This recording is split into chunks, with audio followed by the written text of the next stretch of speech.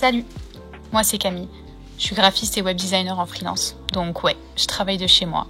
Et j'avais envie de partager avec toi mon quotidien, faire des vidéos pour documenter, me rappeler.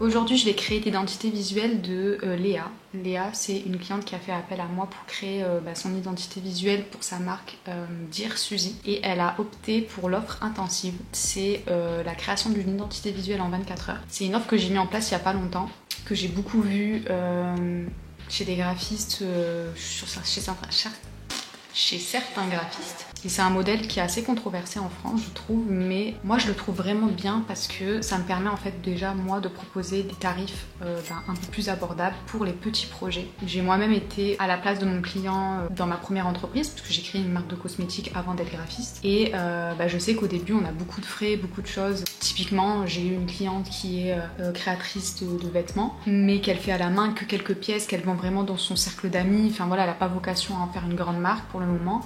Et du coup, elle a opté pour cette offre-là, puisque ça lui permet quand même d'avoir une identité visuelle qui est pro et qui tient la route.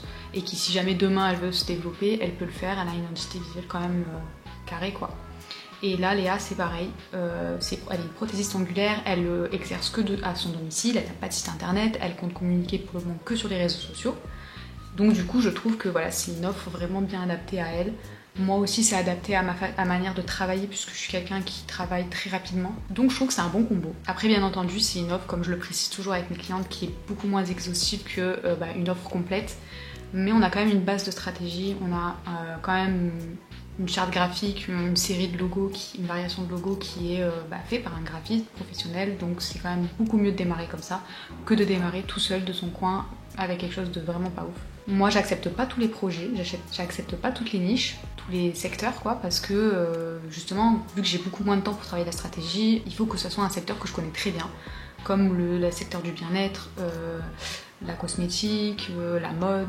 Voilà, tous ces secteurs-là, c'est des secteurs que je maîtrise et que je connais et qui me permettent de pouvoir être très rapide dans mes conceptions et dans ma stratégie surtout. Parce que si demain j'ai, je sais pas moi, quelqu'un qui travaille dans l'automobile, qui veut que je lui fasse une identité visuelle, très honnêtement, j'accepterai pas.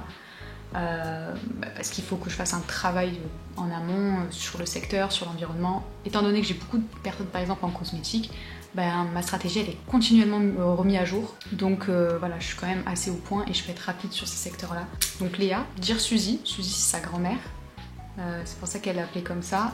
Elle a un univers qui est très particulier, très coloré, très fun, très créatif. Donc ça va être vraiment super sympa. Je vais vous demander les moodboards qu'on a créé, que j'ai créé pendant qu'on a fait la stratégie. Je sais pas si je vous l'ai dit, mais du coup on a eu l'appel stratégie il y a quelques jours. C'est 1 heure de rendez-vous en visio où on a travaillé sa stratégie de marque. Je lui ai envoyé par la suite donc le résumé et toute sa stratégie de marque que j'ai pu travailler en amont d'aujourd'hui, avant le jour J quoi, avant les fameux 24 heures. Et donc elle m'a envoyé par mail, parce que je lui ai envoyé 2 directions artistiques, elle m'a répondu par mail ce matin, enfin hier soir, tard, mais moi je l'ai vu que ce matin. Et du coup on va aller voir ensemble la stratégie qu'elle a choisie et on pourra se mettre au travail puisqu'il est déjà 8h30. La journée va être très intense, ça va passer très vite, on va passer toute la matinée à faire la création de l'identité visuelle et on va réserver l'après-midi pour faire les allers-retours si besoin et en fin de journée je lui envoie tout le dossier avec tous les éléments, la charte graphique, etc. Alors ça c'est la stratégie de Léa. Je vais pas rentrer dans les détails parce que peut-être que c'est un petit peu confidentiel pour elle, donc bon. Je ferai peut-être un jour un projet fictif pour pouvoir vraiment vous montrer la stratégie en détail. Ça c'est le premier moodboard qu'on a fait ensemble, mais que j'ai travaillé pour elle. Ça c'est le deuxième. Et donc voilà, sur cette page j'ai les 2 côte à côte. Donc vibrante et chic. On a des inspirations et à chaque fois une petite palette de couleurs. Et donc je vous laisse deviner ce qu'elle a choisi. Je vous laisse mettre en commentaire lequel elle a choisi ou lequel vous auriez choisi. Et elle est partie pour le concept numéro 2. À ma grande surprise d'ailleurs. Mais honnêtement je suis contente parce que je trouve finalement, malgré qu'il soit hyper coloré celui-ci, je trouve le chic quand même plus challengeant. Je sais pas comment dire, mais je le trouve plus spécial que celui-ci, même si pourtant les couleurs, elles auraient pu me faire peur. Et donc voilà, on va partir en création tout de suite, on se retrouve sur Illustrator.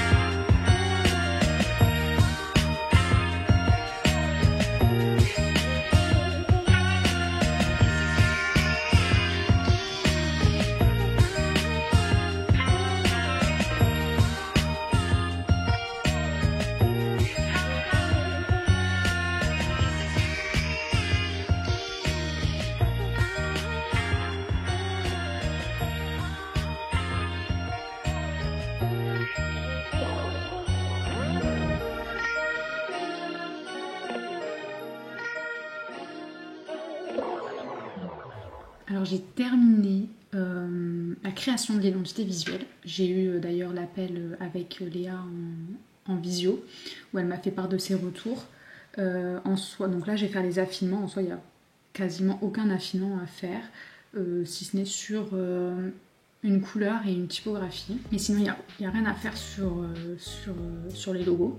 Elle a adoré, donc je suis très contente.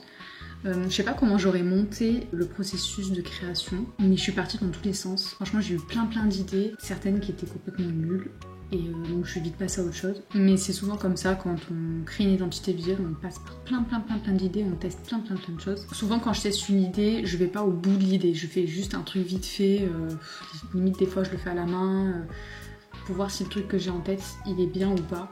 Et une fois que j'ai vraiment le ou les concepts finaux, un ou deux ou trois, je les pousse au maximum de ce qu'ils ont dans le ventre, quoi.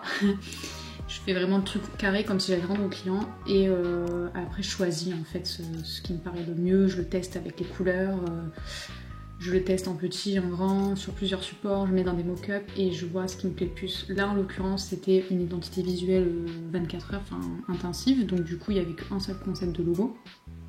Mais j'ai eu deux idées différentes, donc j'ai bien testé les deux idées que j'avais et je lui ai présenté celle qui me paraissait le mieux entre ce qui me plaisait, la stratégie de marque qu'on avait mis en place et ses envies à elle aussi.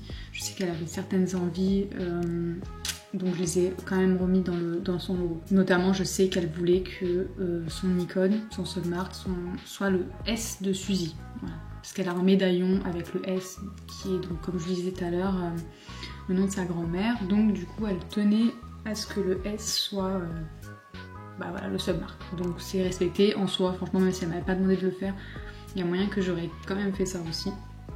Puisque la lettre S, c'est une très belle lettre, on peut faire plein de choses avec. Pour le S, du coup, je suis partie, au début je voulais partir d'une typo, mais j'arrivais pas à trouver ce que je voulais, donc au final je l'ai quasiment créé sur mesure. Je suis partie quand même d'une typo de base, je sais plus laquelle c'est. Et je l'ai arrangé complètement, et au final je l'ai complètement déstructuré pour créer un S vraiment unique. Après elle voulait vraiment avoir une typo sans sérif pour le nom, donc c'est ce que j'ai fait. J'ai rappelé le onglerie pour pouvoir un petit peu comprendre ce qu'elle fait avec son logo. Mais voilà, dans le logo secondaire, le logo icône, ça disparaît. Je vais d'ailleurs lui proposer aussi sans qu'il soit écrit, parce que pour l'instant c'est une onglerie, mais on sait jamais dans le futur, peut-être qu'elle sera amenée à faire, je sais pas, une dépilation, enfin d'autres choses quoi, je sais pas. Donc au moins elle sera libre de pouvoir l'utiliser même dans le futur si elle veut faire d'autres choses. Donc là il reste à faire les affinements qu'elle m'a demandé. On en a déjà parlé dans le visio, donc je sais exactement quoi faire, j'ai pas besoin de lui remontrer pour refaire des affinements.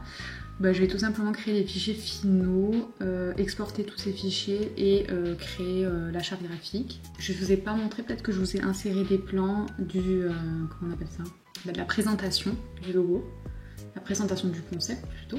Alors, donc on a rappelé un peu le mood board. Ensuite donc je lui remets son logo principal avec les explications de pourquoi j'ai fait ce logo principal, le logo secondaire pourquoi, et le logo icône pourquoi. Ensuite la palette de couleurs.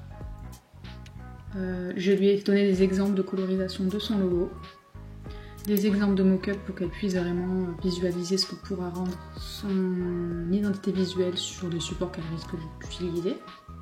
Les typographies qu'on a choisies, qui sont essentiellement à utiliser sur Instagram, donc on a vraiment poussé pour Instagram. Je lui ai également mis des idées de posts, d'inspiration et le résumé de son identité visuelle. Voilà, donc il me reste plus qu'à faire tout le fichier et puis je reviens donc pour vous montrer la charte graphique une fois finie.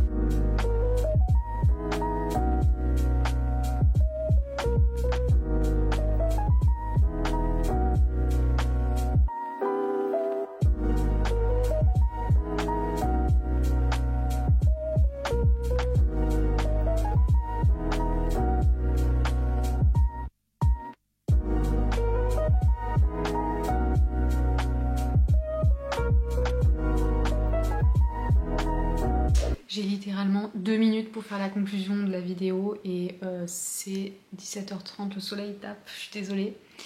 J'espère que ça vous a plu de suivre une journée créative avec moi.